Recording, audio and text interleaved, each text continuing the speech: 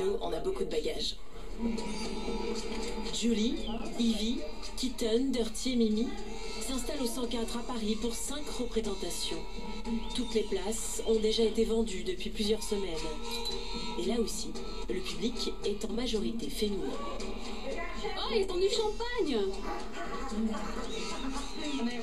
C'est rangé comme dans une vitrine. Pour Dirty, l'explication est simple. Le burlesque a ouvert le champ des possibles pour toutes les femmes.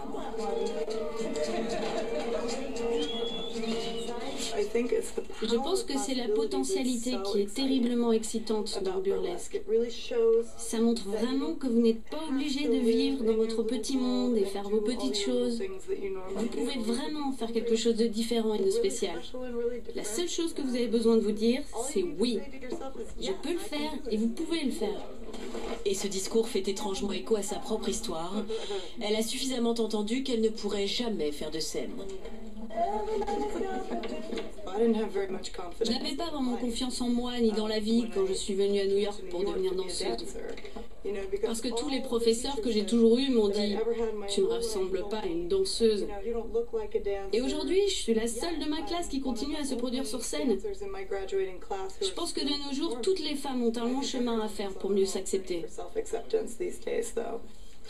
Tu es géniale. Tu es belle. Donne ces informations à ton miroir, Julie. Mais oui, je suis belle. Mais oui, je suis intelligente. Ne soyez pas tristes, mes petits seins. Soyez gais. Allez, dans 45 minutes sur scène.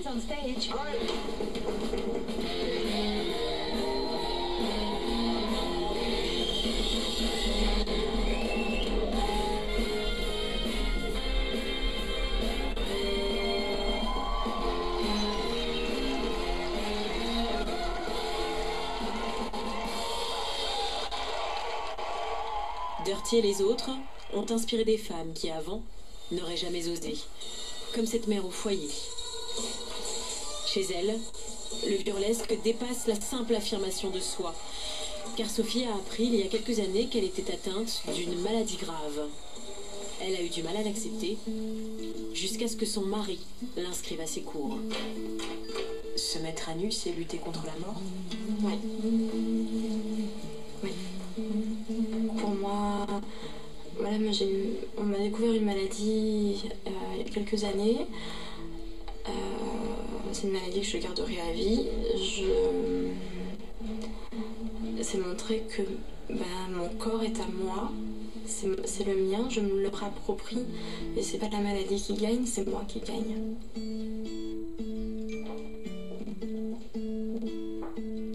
Aujourd'hui, comme 2 fois par mois, Sophie franchit les 50 km qui la séparent de Strasbourg et le temps d'une après-midi devient Mademoiselle Cocotte.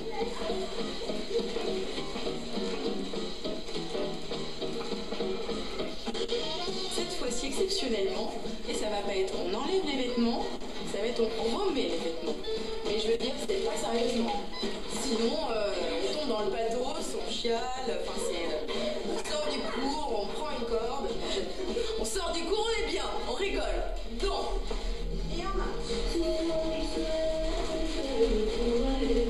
Stop, on regarde. Tout sur soi-même.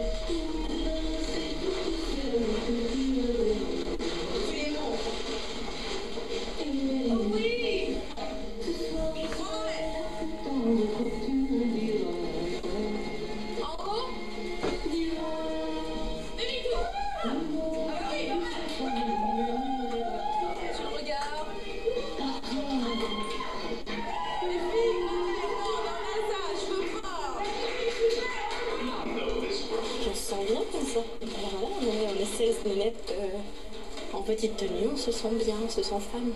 Je pense que les autres pensent pareil. Ce soir, Sophie a rendez-vous chez une autre élève effeuilleuse pour son anniversaire.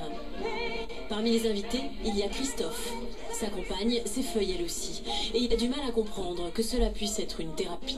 Non mais c'est clairement de l'exhibitionnisme, mais c'est pas péjoratif, c'est pas méchant en fait, mais c'est purement ça, je veux dire, c'est comme... On le fait pour nous aussi, tu sais, on le fait déjà entre nous en cours, et au fur et à mesure, après c'est l'étape ultime, regardez messieurs, dames, on arrive à s'assumer. Quand moi je vais le dimanche après-midi, c'est mon dimanche, je suis une femme, je me plais, rien d'autre. Il n'y a pas mon mari, il n'y a pas mon fils, je suis moi, voilà, je suis Mademoiselle Cocotte. Par contre, il y a peut-être aussi une différence entre faire des cours dans un vase clos et faire du spectacle. J'aimerais faire du spectacle. J'aimerais faire du spectacle. Se produire sur scène, l'étape ultime d'une réconciliation avec soi-même. Sophie et ses amis espèrent un jour pouvoir le faire. Pour Géraldine, ce baptême va avoir lieu dans quelques heures. Elle connaît bien cet endroit. Elle assiste régulièrement aux soirées rétro organisées ici. Mais cette fois-ci, elle fait partie des artistes. Sur scène, Brian Scott Bagley, un chorégraphe et danseur américain qui a travaillé avec Dita Von Teese, la star américaine de l'effeuillage burlesque. Sous les regards croisés de Lady Flo et du danseur professionnel, Géraldine n'emmène pas large.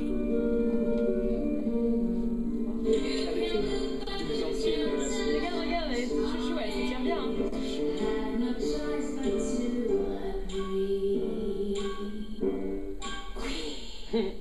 Mais ce soir ça ira, Chaque mouvement que tu fais, vendre ce mouvement. Tu comprends ma sens? Ouais. Sell it. Ouais, il faut plus que je marque les choses. Oui, c'est ça. Ouais, là, mais... de la lumière. Et à 7h, vous allez tout en bas. J'ai un petit peu le petit machin qui arrive là. Bonjour, c'est la première fois.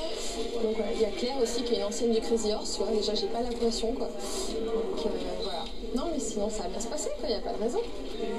Je vais pas tomber. Ah, mais c'est pas ça qui t'angoisse, hein. Ouais, j'ai toujours peur de tomber et de perdre un épice parfois. Visiblement, ses angoisses se concentrent sur des détails et non sur l'essentiel. Elle a quasiment perdu de vue qu'elle allait dévoiler son corps devant plusieurs centaines d'inconnus. Par contre, ma peur, c'est de ne pas réussir à défaire mon corset au niveau des attaches là. Voilà, tu vois, il est... En fait, comme j'ai pas beaucoup d'épaisseur, ça prend pas bien, tu vois.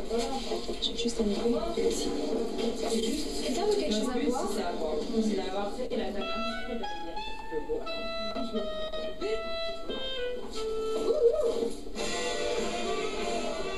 Côté salle, les amis et la mère de Géraldine viennent d'arriver.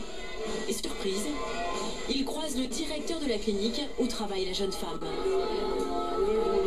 Je peux vous féliciter, moi, vraiment, je trouve ça incroyable. Ah oui, je trouve qu'elle a une courage. C'est extraordinaire. Ah oui.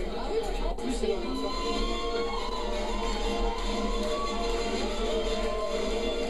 Ça fait maintenant 1 an qu'elle vient suivre les cours, bien sagement, avec ses supports jarnais, ses tickets tétons, tout ça. Mesdames et messieurs, je compte sur vous chaleureusement car c'est son premier voyage. Tout de suite, pour hurler.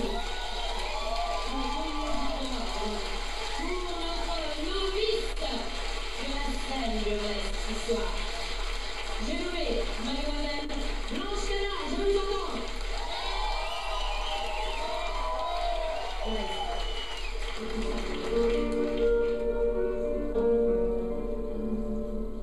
Don't you do that anymore,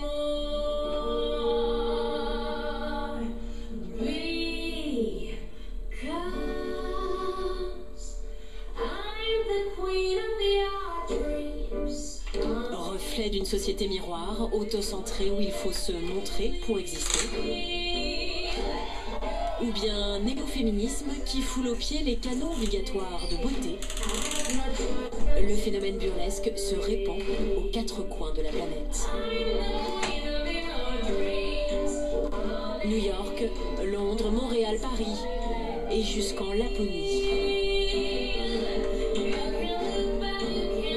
Géraldine a relevé le défi qu'elle s'était imposé.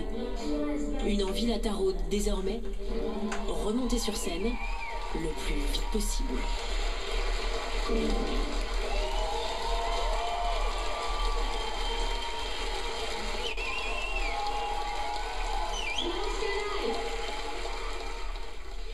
Bonsoir Élise. Bonsoir. Bonsoir. C'est vous qui avez réalisé ce document.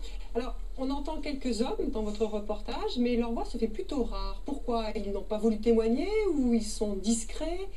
Alors vous avez raison sur un point, il se trouve que l'univers de l'effeuillage est exclusivement féminin. Il y a très peu d'hommes. La plupart des femmes que nous avons rencontrées ont un compagnon. Et s'ils n'ont pas souhaité témoigner, ce n'est pas parce qu'ils sont hostiles à la démarche, pas du tout. C'est parce qu'au final, ils ont fini par admettre que ça ne les concernait pas. C'était une démarche avant tout personnelle et féminine. Dans le film de Mathieu Amalric tourné, il y a cette séquence qui est très juste où les effeuilleuses américaines sont interviewées et on leur demande la définition du burlesque. Elles répondent, c'est un spectacle par les femmes, pour les femmes, où les hommes ne décident de rien. Alors Élise, pratiquer l'effeuillage entre copines, monter sur scène, c'est une chose. Mais se laisser filmer et passer à la télévision, c'est encore un autre pas. Est-ce que vous avez senti des réticences chez ces femmes ou ça a été facile de recueillir leurs témoignages? Alors c'était très difficile de tourner ce reportage, notamment parce qu'il existe au moins une dizaine d'endroits à Paris où on peut prendre des cours de burlesque, mais introduire une caméra dans ces cours, c'est beaucoup plus difficile. La plupart de ces effeuilleuses que nous avions rencontrées au départ nous avaient dit oui, puis finalement se sont rétractées peu de temps après. Souvent d'ailleurs après avoir demandé conseil à leurs proches, qui leur ont dit mais ça ne va pas, pourquoi veux-tu faire ça? Tu vas être taxé d'exhibitionniste, tu vas être reconnu, on va te prendre pour une exhibitionniste, une impudique, quel est ton intérêt? Et il se trouve qu'elles ne sont pas du tout dans l'exhibition, elles sont dans une démarche personnelle, encore une fois, d'épanouissement, d'émancipation. L'idée c'est de s'affranchir des rôles que leur a dévolus la société, c'est-à-dire pendant 2 minutes sur scène, ne plus être une épouse, une femme, une mère de famille ou une salariée, mais être quelqu'un d'autre. Faire éclater tous ces codes pour devenir enfin ce qu'elles ont envie d'être et pas seulement ce qu'on leur demande d'être. Mais je reviens juste sur un point, vous disiez le regard de leur compagnon. Ce qui est étonnant, ce n'est pas le regard de leur compagnon qui les effraie, c'est le regard de leur père. C'est-à-dire toutes ont eu du mal à le dire à leur père et continuent peut-être à le dissimuler. Et notamment par crainte de ce regard. C'est-à-dire que vont-ils penser? Vont-ils me prendre pour quelqu'un, une fille facile, une aguicheuse, une impudique, alors qu'elles ne sont pas dans cette démarche-là. Et quand vous assistez au spectacle, il y a un moment libératoire où vous le ressentez en tant que spectateur. C'est-à-dire que vous êtes porté. Merci Elisa. Merci beaucoup. C'est ce soir que démarre le SIDAction, la 17e édition de cette campagne d'information.